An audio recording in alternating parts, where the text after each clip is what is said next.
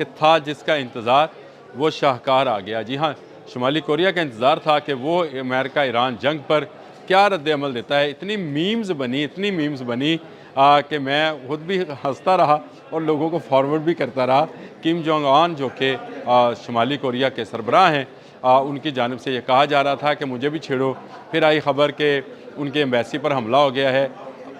Memes हैं सारी। उनकी एम्बेसी पर हमला हो गया है जो तेहरान में मौजूद है और इस तरह वो इस जंग में शामिल हो रहे हैं। लेकिन कोई मुसद्दक़ा इत्तला किम जोंग उन की तरफ से नहीं आ रही थी, जो कि आ गई और उन्होंने एक बयान दिया है ईरान अमेरिका जंग पर। उन्होंने कहा कि हम बगौर देख रहे हैं कि ये जंग जो है ईरान पर मुसल्लत की जा रही है और हम इसमें जो है इस बात पर गौर कर रहे हैं कि शामिल हुआ जाए। हम इससे दूर नहीं रह सकते हैं। ईरान और शुमाली कोरिया का आपस में गहरा रिश्ता है। शुमाली कोरिया अनडिक्लेयर्ड न्यूक्लियर पावर है और हर आने वाले दिन के साथ एक नए मिसाइल का तजर्बा करती है। हत्ता कि यहाँ तक कि डोनाल्ड ट्रंप जब साउथ कोरिया जा रहे थे, उस वक्त भी आसियान की कोई मीटिंग थी, उस वक्त भी शुमाली कोरिया ने एक मिसाइल फायर किया था जब पूरी एयर स्पेस डोनाल्ड ट्रंप के लिए बंद थी। अब से एक दिन पहले उसने एक और नए क्रूज़ मिसाइल का जो है कामयाब तजर्बा किया और अपनी बेटी के साथ बैठकर उस मिसाइल तजर्बे को देखा और उसमें उसके बाद ये बयान दिया कि वो ईरान अमेरिका जंग जो है इसको गौर देख रहा है। ईरान इसमें मज़लूम है, अमेरिका इसमें हमलावर है।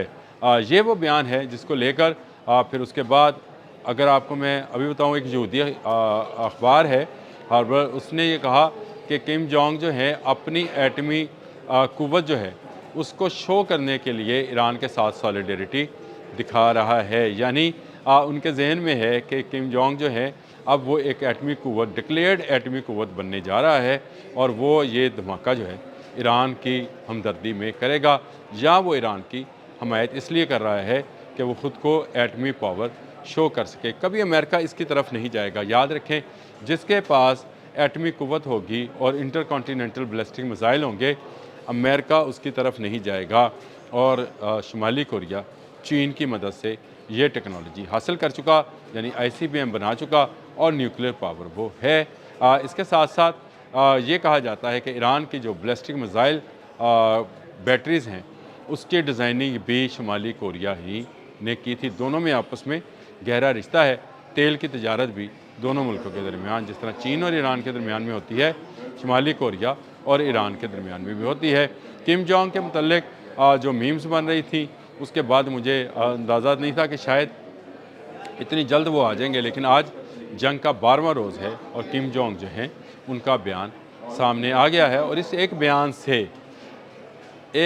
से थरथल्ली मची पड़ी है।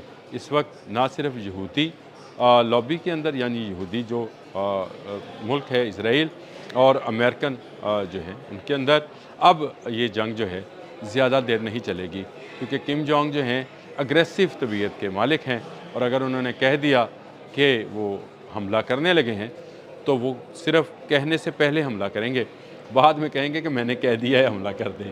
तो ऐसी शख्सियत जो है वो ऐसी अग्रेसिव शख्सियत जो है उससे टकराने की अमेरिका में हिम्मत नहीं है। अमेरिका ने तो 85 ईयर्स ओल्ड जो है अली ख़ामनेई को देखा, आयतुल्लाह अली ख़ामनेई को देखा और कहा कि इनको शहीद करें, ईरान में रजीम चेंज होगी और हम ईरान पर इसी तरह से वेनेज़ुएला की तर्ज पर कब्ज़ा कर लेंगे। ऐसा ना हुआ। मुश्तबा ख़ामनेई आ गए जो कि बेटे हैं अली ख़ामनेई के और वो ज़्यादा अग्रेसिव हैं और उसके बाद से अब तक जब मैं आपसे गुफ्तगू कर रहा हूँ, पासदारान इनकलाब ने 1 सेकंड के लिए भी हमलों को नहीं रोका है, बल्कि हमले जो हैं बढ़ाए जा रहे हैं। और अब जब किम जोंग का बयान आ गया, जब शुमाली कोरिया से एक बयान आ गया, तो अब तो ईरान मज़ीद हमले करेगा और मज़ीद शेर होगा, यानी अब उसमें मज़ीद ताकत जो है वो नज़र आएगी। किम जोंग का इस जंग में आना इस जंग को बंद कराने के मुतरादफ होगा, यानी या तो ये जंग बंद होगी या फिर इसराइल जो है सफ़ाई हस्ती से हमेशा के लिए मिट जाएगा, क्योंकि इनमें ताकत नहीं है। अगर ये ईरान का मुकाबला नहीं कर सके हैं तो एक ऐसी क़ुव्वत का जिसके पास इंटरकॉन्टिनेंटल बैलिस्टिक मिसाइल और क्रूज़ मिसाइल्स की एक लंबी रेंज है जो इसराइल समेत अमेरिका तक जा सकते हैं, कभी उसको हाथ नहीं लगाएंगे। अगर उसको हाथ लगाया तो वो इनकी ऐसी की तैसी करने में कोई वक्त सर्फ नहीं करेगा। किम जोंग अब तक जो कहते हैं वो करते हैं, बिल्कुल वैसे ही जैसे ईरान ने जो कहा वो कर दिखाया।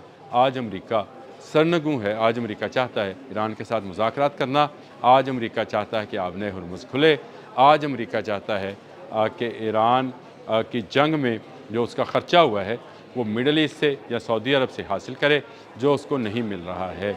उल्टा मिडल ईस्ट और सऊदी अरब, खलीज और सऊदी अरब, GCC जिनको कहा जाता है, वो अमेरिका को छोड़कर ऑस्ट्रेलिया और यूक्रेन जैसे ममालिक की तरफ देख रहे हैं कि उनकी सिक्योरिटी जो है उन ममालिक से मिलने वाले मिसाइल्स के साथ मुमकिन बनाई जा सके, क्योंकि अमरीकी मिसाइल तो उनकी सिक्योरिटी या उनकी हिफाजत नहीं कर पाए हैं। एक ख़बर और देता चला जाऊँ, साउथ कोरिया से उधार मांगे थे पैट्रियट मिसाइल, यानी खुद ही अमेरिका ने उसको दिए थे, अब उससे मांगे हैं। इस पर भी साउथ कोरिया में काफ़ी ववेला मचा हुआ है और वहाँ पर जो है साउथ कोरियंस कह रहे हैं कि अगर हमने ये मिसाइल दे दिए तो नॉर्थ कोरिया जो है उन पर अटैक कर सकता है, यानी कि ये नया कट्टा खुल सकता है। इस पर तफसील के साथ कभी बात करेंगे कि साउथ और नॉर्थ कोरिया जो हैं, जो कभी एक मुल्क हुआ करते थे, इनमें जो डिफरेंसेस हैं सिस्टम के और इनमें जो डिफरेंसेस हैं अस्करी क़ुव्वत के, वो क्या हैं और दोनों किस किस ब्लॉक में काम करते हैं। नॉर्थ कोरिया जो है वो चाइनीज़ ब्लॉक में शामिल है, चाइनीज़ और रशियन ब्लॉक और ईरानी ब्लॉक। इसको इसी तरह से समझ लें कि ईरान जो है, ईरान का साथी है नॉर्थ कोरिया, और अमेरिका को सबक सिखाने के लिए अब वो सामने आने वाला है, जिसकी वजह से साउथ कोरिया जो है उसकी चीखें निकल रही हैं कि अगर पैट्रियट यहाँ से चले गए तो उसके जो एयर बेसिस हैं या उसके जो बेसिस हैं, फ़ौजी बेसिस हैं, अस्करी बेसिस हैं, उनको नॉर्थ कोरिया नहीं छोड़ेगा। जो हर आने वाले दिन के साथ एक नए मिसाइल तजर्बे के साथ, हर आने वाले दिन के साथ एक नई धमकी के साथ जो है अमेरिका और उसके हवारियों को डरा कर रखता है। ईरान अमेरिका जंग में इस एक एंट्री का इंतज़ार था, इसीलिए मैंने इस अपने व्लॉग को शुरू करने से पहले ये कहा कि था जिसका इंतज़ार वो शाहकार आ गया, यानी किम जोंग जो है उसका बयान आ गया, और इस बयान के आने के बाद अमेरिका मज़ीद परेशानी में मुब्तला होगा। परेशानी में तो खैर डोनाल्ड ट्रंप अब भी है और अब वो एक दूसरे पर इल्ज़ामात भी आयद कर रहे हैं, और लेकिन अब मज़ीद उनके लिए परेशानी का बायस बनेगा, क्योंकि नॉर्थ कोरिया अगर फ़िज़िकली इस जंग में एंटर होता है तो अमेरिका के लिए राह फ़रार का भी कोई रास्ता बाकी नहीं बचेगा। अभी भी वक्त है ईरान से माफ़ी मांगे उन बच्चियों की शहादत पे जिनको स्कूल में पढ़ते हुए टोमाहॉक के ज़रिए शहीद किया गया है, उसकी माफ़ी तलब करे। अगर ईरान ने माफ़ कर दिया तो अमेरिका की जान छूटेगी, नहीं तो अमेरिका इस दलदल में जितना धंसा हुआ है उसका ख़ात्मा भी हो सकता है। अब तक के लिए इतना ही। अल्लाह हाफ़िज़।